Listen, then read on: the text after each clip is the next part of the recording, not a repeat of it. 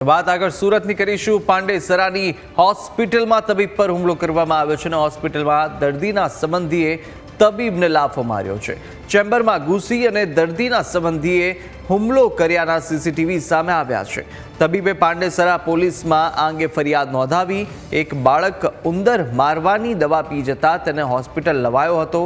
ડોક્ટરે 48 કલાક ઓબ્ઝર્વેશનમાં રાખવા જણાવાતા પરિવાર બાળકને લઈ ચાલ્યો ગયો હતો અને ત્યારબાદ બાળકના સંબંધીઓ હોસ્પિટલ પર આવ્યા અને ડોક્ટર સાથે મારામારી કરી। ડોક્ટરને 10 થી 12 જેટલા લાફા માર્યા।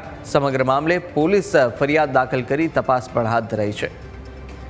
વધુ વિગતો મેળવીશું। સંવાદદાતા અમિત ફોનલાઈન પર જોડાયા છે। અમિત, જે રીતે આ તબીબને લાફા મારવામાં આવી રહ્યા છે તેના સીસીટીવી પણ સામે આવ્યા। આ સમગ્ર બનાવ શું હતો ને હવે કયા પ્રકારની કાર્યવાહી થઈ રહી છે? હજી ચોક્કસથી આ સમગ્ર ઘટનાની વાત કરવામાં આવે તો પાંડેસરા વિસ્તારમાં જ એક બાળક છે તે કોઈ પણ પ્રકારે આ ઉંદર મારવાની દવા છે તે પી ગયો હતો ને ત્યારબાદ પરિવારને આ બાબતે જાણ થતા પરિવાર બાળકને લઈ જે પાંડેસરા વિસ્તારની ડ્રીમ ચિલ્ડ્રન હોસ્પિટલમાં પહોંચ્યું હતું। જો કે હોસ્પિટલમાં ડોક્ટરે જે આસિસ્ટન્ટ ડોક્ટર મનોજ પ્રજાપતિ હતા તેમને બાળકને 48 કલાક ઓબ્ઝર્વેશનમાં રાખવાની વાત કરી હતી, પરંતુ પરિવારે બાળકને ઓબ્ઝર્વેશનમાં રાખવાની ના પાડતા બાળકને ડોક્ટરને અન્ય હોસ્પિટલમાં લઈ જવા માટે જણાવવામાં આવ્યું હતું। તેથી જે પરિવાર છે બાળકને લઈને ચાલ્યો ગયો હતો। ત્યારબાદ ફરીથી આ બાળકના સંબંધીઓ હોસ્પિટલ પર આવ્યા હતા અને ડોક્ટર મનોજ પ્રજાપતિ છે તેમના પર હુમલો કરી દીધો હતો। 11 થી 12 જેટલા તમાચા છે તે ડોક્ટરને ઝીંક્યા હતા અને આ સમગ્ર મામલે જે ડ્રીમ ચિલ્ડ્રન હોસ્પિટલના ઓનર છે ડોક્ટર ડ્રીમ પટેલ તેમના દ્વારા પાંડેસરા પોલીસ સ્ટેશનમાં અરજી કરવામાં આવી છે અને જવાબદાર લોકો સામે કડકમાં કડક કાર્યવાહી કરવામાં આવે અને ગુનો દાખલ કરવામાં આવે તેવી માગણી કરાઈ છે। બિલકુલ અમિત, માહિતી સાથે જોડાવા બદલ આપનો આભાર।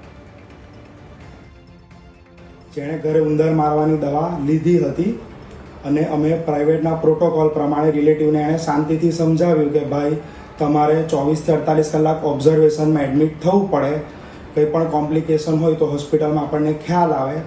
એમણે કીધું કે મારે એડમિટ નથી થવું અને ફાઇલ લઈને ચાલ્યા ગયા।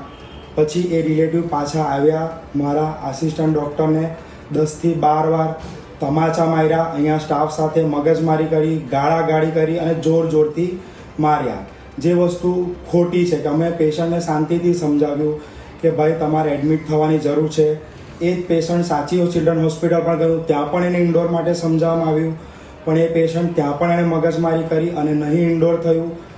અને અમે ચાહીએ છીએ કે એ પેશન્ટ વિરુદ્ધ પોલીસ FIR લે અને આગળની જે પણ હોય તે કાર્યવાહી આગળ કરે।